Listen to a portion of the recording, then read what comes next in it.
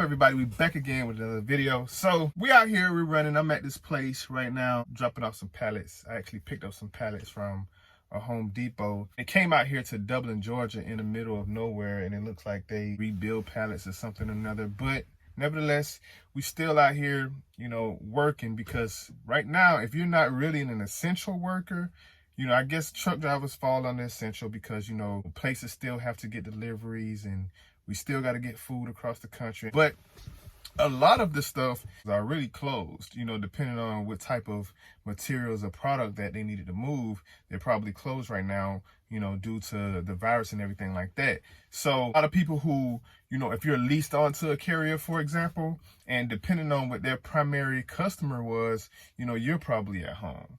If you had dedicated lanes and dedicated freight, stuff like that, depending on what your product was or your lane was, you're probably at home. So with that being said, the rates are really low, right? The rates are low. We're not even going to get into rates right now because I know rates been bad for a minute now. Like you heard me talk about it in previous videos. Rates been down, rates been bad, but now they're even worse than that, right? Maybe 40-35% lower now than what they was when I was originally talking about how bad the rates was. So now you have to work even harder, pick up some extra days if you're normally off on the weekends or something like that, just to try to get your work in. But as for me, of course, if one broker don't got work or if this lane shut down, of course, we got load boys and stuff like that. I can go to a broker and find something to push, right? I can find something to move and stuff like that. And of course, I ain't going to get nowhere near the rate that you would expect. But, it is something out there that'll keep you moving and keep you going, just because, you do still got households, you still got, if you're paying for your equipment, you still got equipment to pay for, none of that stuff goes away just because of the situation right now. So I'm at this pallet place right here. As you can see, we're about to get this load dropped off. Of course, I got here and they're at lunch, so I'm gonna wait a whole hour just for them to get back, so I can get unloaded. Then we're probably gonna head to the house, and then, we'll do this thing all over again tomorrow. If you are at home, I'm just trying to stay positive and, keep everything going, keep everything afloat, because like right now, honestly, I don't see, this getting no better no time soon right now, just because like legit everything is closed. And if you're a homebody, pretty much you probably won't even notice it, because like, for, drivers and stuff like that, you go to Walmart, the grocery stores or Pilots, Flying J's, TAs, they're all still open. But if you try to go to the shopping mall, downtown in your city, or, shoe stores or any of those type of places, they're all closed. And, our lifestyle as we know it may very well be over, just because like some of these places, can't pay their employees, right? So employees are going to find something else. They're not going to be able to come back. And can these businesses, especially the smaller ones, sustain, paying their employees or opening back up and starting to pay their employees right away once they get back to work?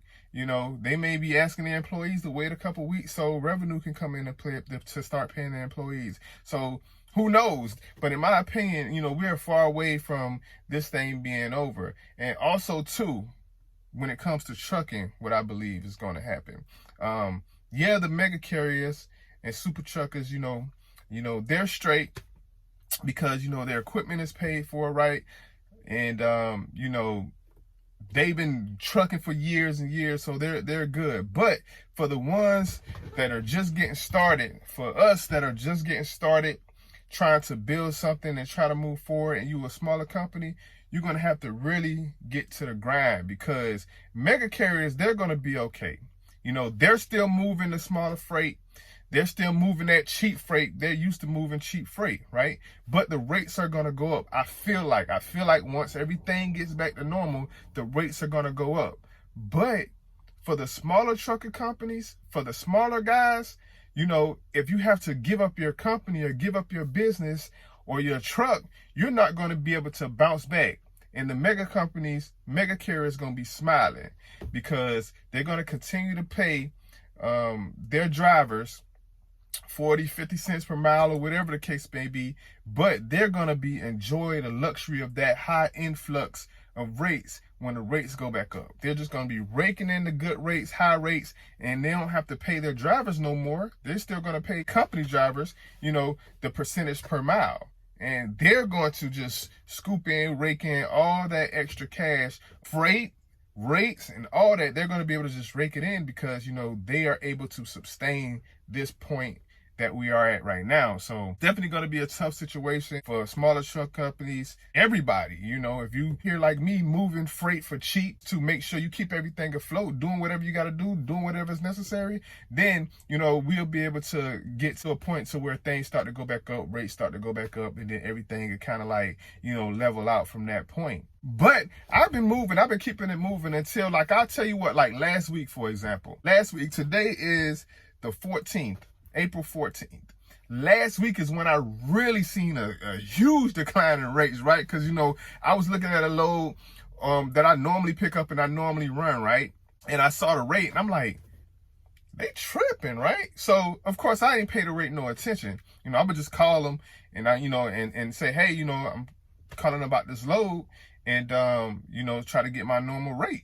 You know, I say, you know, I let them know, you know, hey, you know, I run these for you all the time. Normally I get this. And it was like, well, you know, with everything's going on right now, that's the most we got in the load.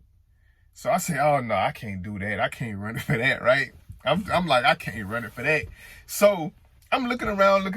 And then the more that I look around, I see that, you know, freight is getting more limited and limited, basically because people are taking the rates and I haven't booked, right? I haven't booked the load and then loads are slowly going away.